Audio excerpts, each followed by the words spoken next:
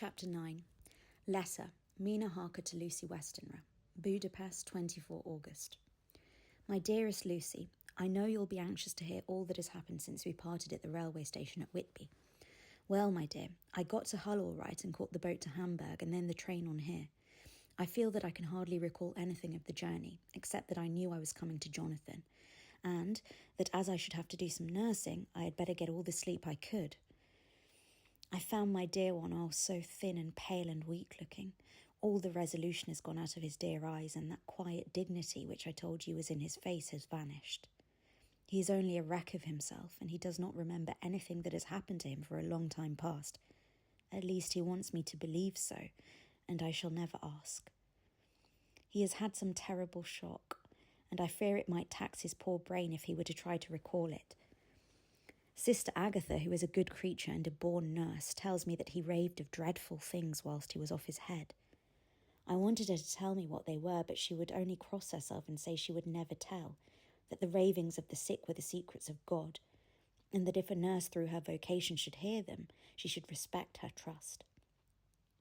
She's a sweet, good soul, and the next day, when she saw I was troubled, she opened up the subject again, and after saying that she could never mention what my poor dear raved about, added, I can tell you this much, my dear, that it was not about anything which he has done wrong himself, and you as his wife-to-be have no cause to be concerned. He has not forgotten you or what he owes to you. His fear was of great and terrible things which no mortal can treat of. I do believe the dear soul thought I might be jealous lest my poor dear should have fallen in love with any other girl. The idea of my being jealous about Jonathan. And yet, my dear, let me whisper, I felt a thrill of joy through me when I knew that no other woman was a cause of trouble. I am now sitting by his bedside where I can see his face while he sleeps. He's waking. When he woke, he asked me for his coat, as he wanted to get something from the pocket. I asked Sister Agatha, and she brought all his things. I saw that amongst them was his notebook, and was going to ask him to let me look at it, for I knew that I might find some clue to his trouble. But I suppose he must have seen my wish in my eyes, for he sent me over to the window, saying he wanted to be quite alone for a moment. Then he called me back, and when I came, he had his hand over the notebook, and he said to me very solemnly, Wilhelmina. I knew then that he was in deadly earnest, for he has never called me by that name since he asked me to marry him. You know, dear, my ideas of the trust between husband and wife. There should be no secret, no concealment.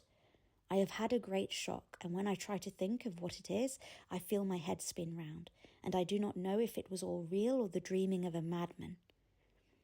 You know I have had brain fever, and that is to be mad. The secret is here, and I do not want to know it. I want to take up my life here with our marriage. For my dear, we had decided to be married as soon as all the formalities are complete. Are you willing, Wilhelmina, to share my ignorance? Here's the book.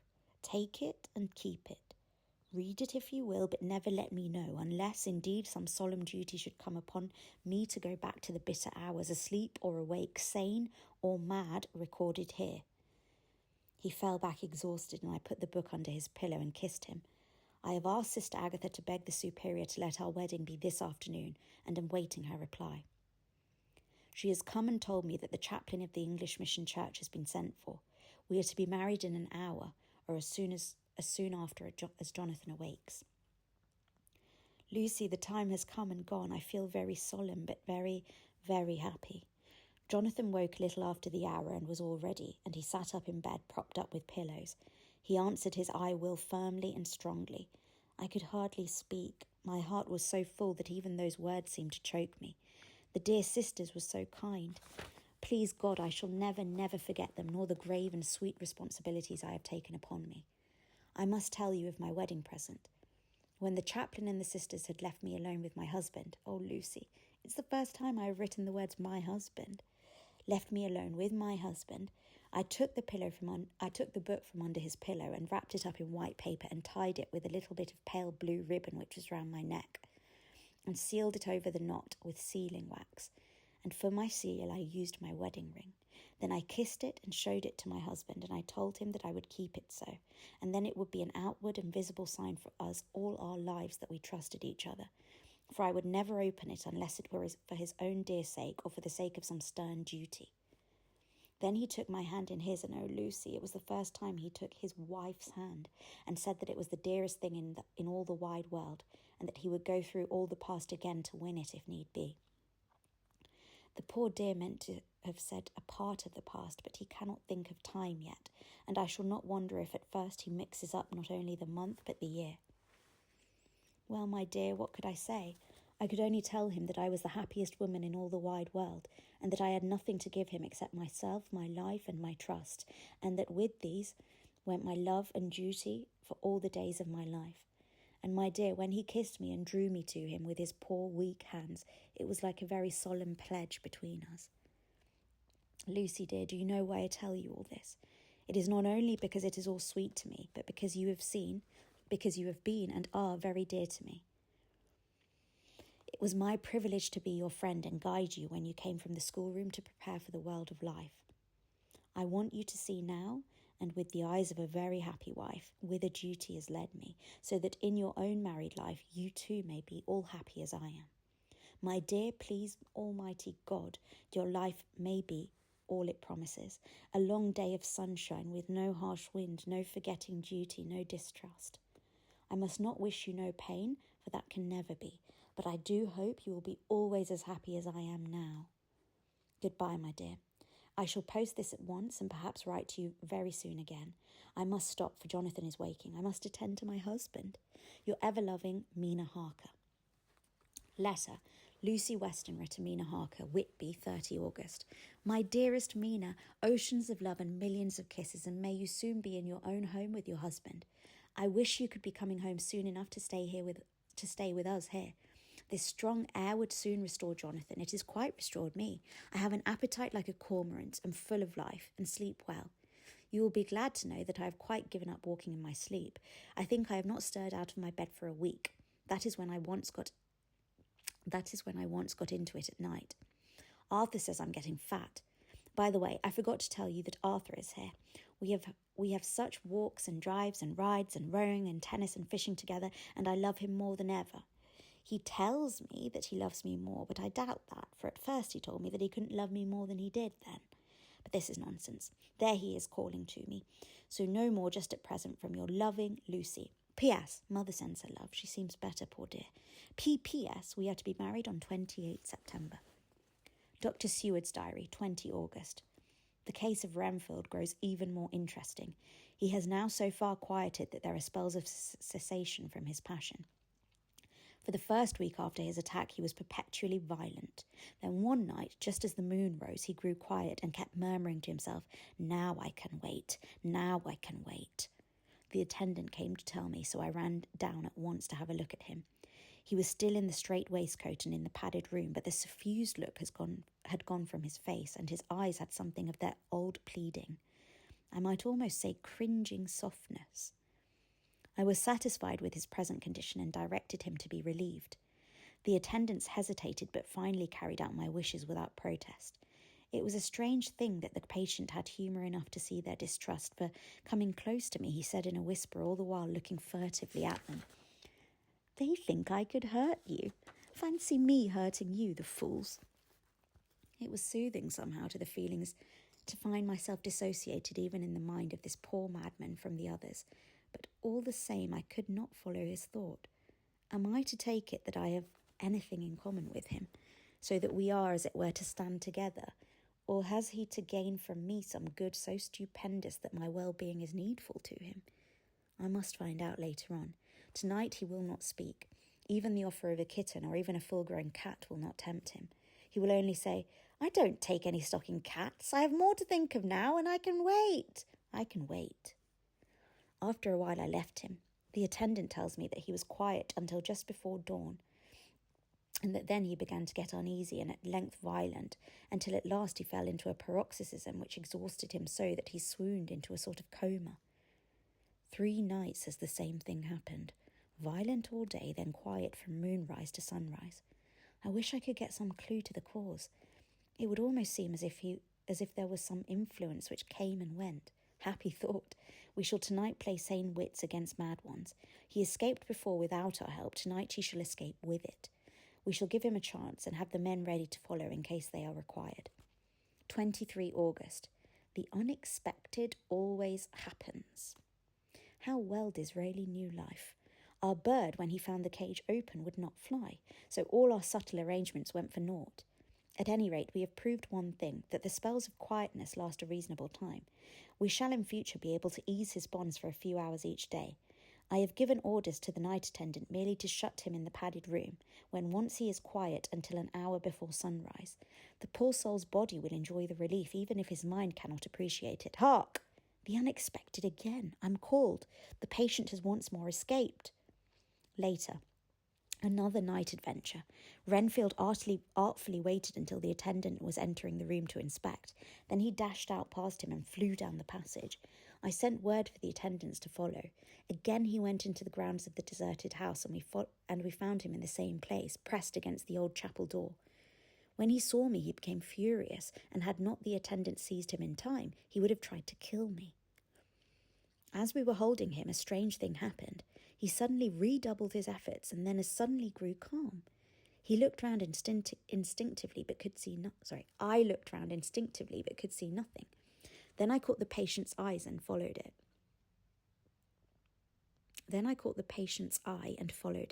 But could trace nothing as it looked into the moonlit sky except a big bat, which was flapping its silent and ghostly way to the west.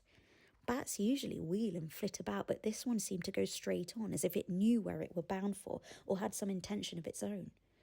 The patient grew calmer every instant, and presently said, "You needn't tie me. I shall go quietly." Without trouble we came back to the house. I feel there's something ominous in his calm, and shall not forget this night. Lucy Westenra's diary. Hillingham, 24 August. I must imitate Mina and keep writing things down. Then we can have long talks when we do meet. I wonder when it will be. I wish she were with me again, for I feel so unhappy. Last night I seemed to be dreaming again, just as I was at Whitby. Perhaps it's the change of air or getting home again. It's all dark and horrid to me, for I can remember nothing, but I'm full of vague fear, and I feel so weak and worn out. When Arthur came to lunch, he looked quite grieved when he saw me, and I hadn't the spirit to try to be cheerful. I wonder if I could sleep in Mother's room tonight. I shall make an excuse and try. 25 August, another bad night. Mother did not seem to take to my proposal. She seems not too well herself, and doubtless she fears to worry me. I tried to keep awake and succeeded for a while, but when the clock struck 12 it waked me from a doze, so I must have been falling asleep. There was a sort of scratching or flapping at the window, but I did not mind it, and as I remember no more, I suppose I must then have fallen asleep. More bad dreams. I wish I could remember them. This morning I'm horribly weak. My face is ghastly pale and my throat pains me. It must be something wrong with my lungs, for I don't seem ever to get air enough. I shall try to cheer up when Arthur comes, or else I know he will be miserable to see me so. Letter. Arthur Homewood to Dr. Seward. Albemarle Hotel, 31 August. My dear Jack, I want you to do me a favour. Lucy is ill, that is, she has no special disease, but she looks awful and is getting worse every day. I've asked her if there is any cause. I do not dare to ask her mother, for to disturb the poor lady's mind about her daughter in her present state of health would be fatal. Mrs. Westenra has confided to me that her doom is spoken, disease of the heart, though poor Lucy does not know it yet. I am sure there is something preying on my dear girl's mind. I am most distracted when I think of her. To look at her gives me a pang. I told her I should ask you to see her, and though she demurred at first, I know why, old fellow, she finally consented. It will be a painful task for you, I know, old friend, but it is for her sake, and I must not hesitate to ask, or you to act. You are to come to lunch at Hillingham tomorrow, 2:00, so as not to arouse any suspicion in Mrs. Westenra, and after lunch Lucy will take an opportunity of being alone with you. I shall come in for tea, and we can go away together. I'm filled with anxiety, and want to consult with you alone as soon as I can after you have seen her. Do not fail, Arthur. Telegram. Arthur Homewood to Dr. Seward, 1st September. Am summoned to see my father, who is worse. Am writing. Write me fully by tonight's post to ring. Wire me if necessary. Letter from Dr. Seward to Arthur Homewood, 2nd September. My dear old fellow, with regards to Miss Westenra's health, I hasten to let you know at once that in my opinion there is not any functional disturbance or any malady that I know of. At the same time, I am not by any means satisfied with her appearance. She is woefully different from what she was when I saw her last. Of course, you must bear in mind that I did not have full opportunity of examination, such as I should wish. Our friendship makes little difficulty, which not even medical science or custom can bridge over. I had better tell you exactly what happened, leaving you to draw in a measure your own conclusions. I shall then say what I have done and propose doing. I found Miss Westenra in seemingly gay spirits. Her mother was present, and in a few seconds I made up my mind that she was trying all she knew to mislead her mother and prevent her from being anxious. I have no doubt she guesses, if she does not know, what need of caution there is. We lunched alone, and as we all exerted ourselves to be cheerful, we got as some kind of reward for our labours, some real cheerfulness amongst us.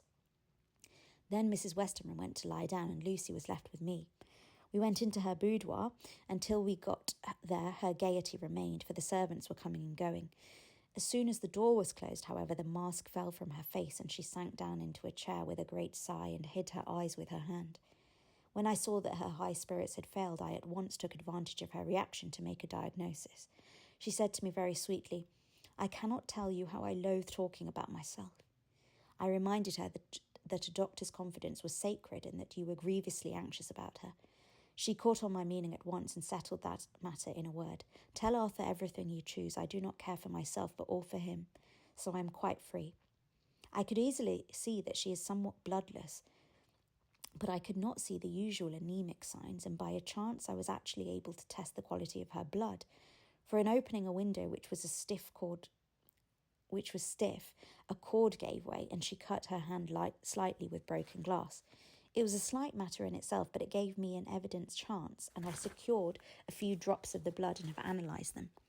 The qualitative analysis gives quite a normal condition and shows, I should infer, in itself a vigorous state of health. In other physical matters, I was quite satisfied that there is no need for anxiety, but as there must be a cause somewhere, I have come to the conclusion that it must be something mental. She complains of difficulty in breathing satisfactorily at times, and of heavy lethargic sleep with dreams that frighten her, but regarding which she can remember nothing. She says that as a child she used to walk in her sleep, and that when in Whitby the habit came back, and that once she walked out in the night and went to the East Cliff, where Miss Murray found her, but she assures me that of late the habit has not returned. I am in doubt, and so have done the best thing I know of. I have written to my old friend and master, Professor Van Helsing of Amsterdam, who knows as much about obscure diseases as anyone in the world. I have asked him to come over, and as you told me that all things were to be at your charge, I have mentioned to him who you are and your relations to Miss Westenra. This, my dear fellow, is only in obedience to your wishes, for I am only too proud and happy to do anything I can for her. Van Helsing would, I know, do anything for me for a personal reason, so no matter on what ground he comes, we must accept his wishes. He is a seemingly arbitrary man, but this is because he knows what he's talking about better than anyone else. He is a philosopher and a metaphysician, and one of the most advanced scientists of his day, and he has, I believe, an absolutely open mind. This, with an iron nerve, a temper of the iceberg, an indomitable resolution, self-command and toleration exalted from virtues to blessings, and the kindliest and truest heart that beats, these form his equipment for the noble work, and he is doing for mankind, work both in theory and practice, for his views are as wide as his all-embracing sympathy. I tell you these facts that you may know why I have such confidence in him. I have asked him to come at once. I shall see Miss Westenra tomorrow again. She is to meet me at the stores, so that I may not alarm her mother by too early a repetition of my call. Yours always, John Seward. Letter. Abraham Van Helsing, M.D., D.Ph., D.Lit., etc., etc., to Dr. Seward, 2nd September. My good friend, when I have received your letter, I am already coming to you. By good fortune, I can leave just at once without wrong to any of those who have trusted me. Were fortune other, then it were bad for those who have trusted, for I come to my friend when he call me to aid those he holds dear. Tell your friend that when at that time you suck from my wound so swiftly the poison of the gangrene from that knife that our other friend too nervous let slip, you did more for him when he wants my aids and you call for them than all his great fortune could do. But it is pleasure added to do for him, your friend. It is to you that I come. Have then rooms for me at the Great Eastern Hotel, so that I may be near to hand, and please it so arrange that we may see the young lady not too late on tomorrow, for it's likely that I may have to return here that night. but if need be, I shall come again in 3 days and stay longer if it must. Till then, goodbye, my friend John. Van Helsing. Letter Dr. Seward to Honourable Arthur Holmwood, 3rd September. My dear Art, Van Helsing has come and gone. He came on with me to Hillingham and found that by Lucy's discretion her mother was lunching out, so that we were alone with her. Van Helsing made a very careful examination of the patient. He is to report to me, and I shall advise you, for of course I was not present all the time. He is, I fear, much concerned, but says he must think. When I told him of our friendship and how you trust me in the matter, he said, You must tell him all you think. Tell him what I think, if you can guess it, if you will. Nay, I am not jesting. This is no jest, but life and death. Perhaps more. I asked what he meant by that, for he was very serious. This was when we had come back to town, and he was having a cup of tea before starting on his return to Amsterdam. He would not give me any further clue. You must not be angry with him, Art, because his very reticence means that all his brains are working for her good. He will speak plainly enough when the time comes, be sure. So I told him I would simply write an account of our visit, just as if I were doing a descriptive special article for the Daily Telegraph. He seemed not to notice, but remarked that the smuts in London were not quite so bad as they used to be when he was a student here. I am to get his report tomorrow, if he can possibly make it. In any case, I am to have a letter. Well, as to the visit, Lucy was more cheerful than on the day I first saw her, and certainly looked better. She had lost something of the ghastly look that so upset you, and her breathing was normal. She was very sweet to the professor, as she always is, and tried to make him feel at ease, though I could see that the poor girl was making a hard struggle for it. I believe Van Helsing saw it too, for I saw the quick look under his bushy brows that I knew of old. Then he began to chat of all things except ourselves and diseases, and with such an infinite geniality that I could see poor Lucy's pretence of animation merge into reality. Then, without any seeming change, he brought the conversation gently round to his visit and suavely said, My dear young miss, I have the so great pleasure because you are much beloved. That is much, my dear, even were there that which I do not see. They told me that you were down in the spirit, and that you were of a ghastly pale. To them I say, Poof! And he snapped his fingers at me and went on. But you and I shall show them how wrong they are. How can he, and he pointed at me with the same look and gesture as that with which he had once pointed me out to his class, on, or rather after a particular occasion which he never fails to remind me of, know anything of young ladies? He has his madmans to play with, and to bring them back to happiness, and those that love them. It is much to do, and but there are rewards in that we can bestow such happiness. But the young ladies, he has no wife nor daughter, and the young do not tell themselves to the young, but to the old, like me, who have known so many sorrows and the causes of them. So, my dear, we will send him away to smoke the cigarette in the garden, whilst you and I have a little talk all to ourselves. I took the hint and strolled about, and presently the professor came to the window and called me in. He looked grave, but said, I have made careful examination, but there is no functional cause. With you I agree that there has been much blood lost. It has been, but is not. But the conditions of her are in no way anemic. I have asked her to send me her maid, that I may ask just 1 or 2 questions, that so I may not chance to miss nothing. I know well what she will say, and yet there is cause. There is always cause for everything. I must go back home and think. You must send me the telegram every day, and if there be cause, I shall come again. The disease, for not to be all well is a disease, interest me, and the sweet young dear, she interest me too, she charm me, and for her, if not for you or disease, I come. As I tell you, he would not say a word more, even when we were alone, and so now, Art, you know all I know. I shall keep stern watch.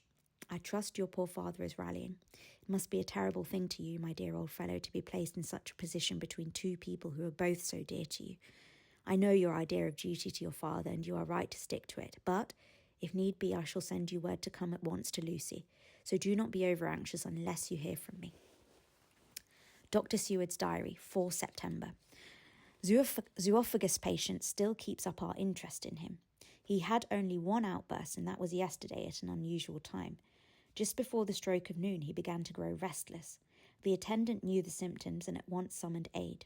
Fortunately, the men came at a run and were just in time, for at the stroke of noon he became so violent that it took all their strength to hold him.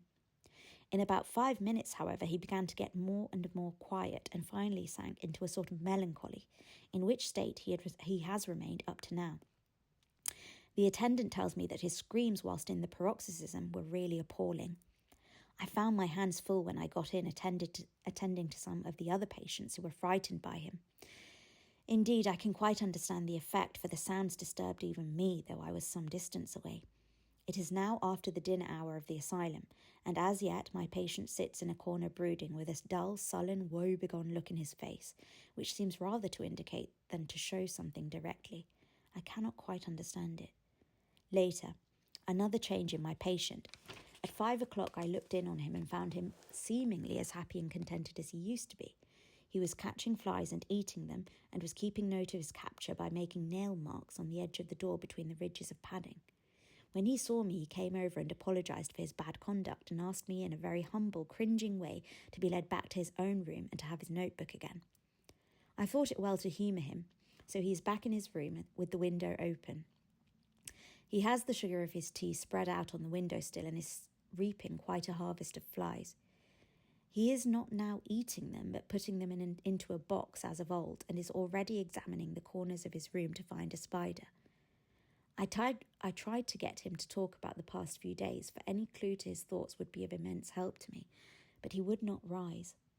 For a moment or two he looked very sad, and in a sort of far-away voice, as though saying it rather to himself than to me, all over, he has deserted me. No hope for me now, unless I do it for myself. Then suddenly turning to me in a resolute way, he said, Doctor, won't you be very good to me and let me have a little more sugar? I think it would be good for me. And the flies, I said.